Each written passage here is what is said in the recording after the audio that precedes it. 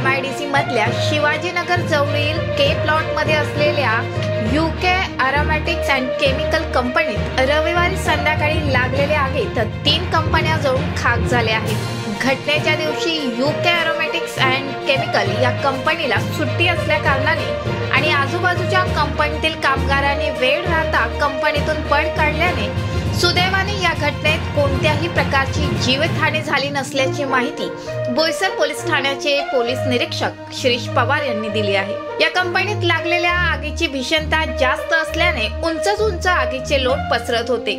अधूनमधून कंपनीत होत असलेल्या ब्लास्टमुळे ही आग अधिकच वाढली आणि तिने आजूबाजूच्या इतर 2 कंपन्यांनाही भस्मसात केलं। अग्निशमन दलाच्या 8 बंबांच्या मदतीने अग्निशमन दलाच्या जवानांना शर्थीच्या प्रयत्नानंतर रात्री उशिरापर्यंत आगीवर नियंत्रण मिळवण्यात यश आलं आहे। ही आग नेमकी कशामुळे लागली याचं कारण अद्याप कळू शकलेलं नाहीये। मात्र या घटनेत 3ही कंपन्या जळून खाक झाल्या आहेत।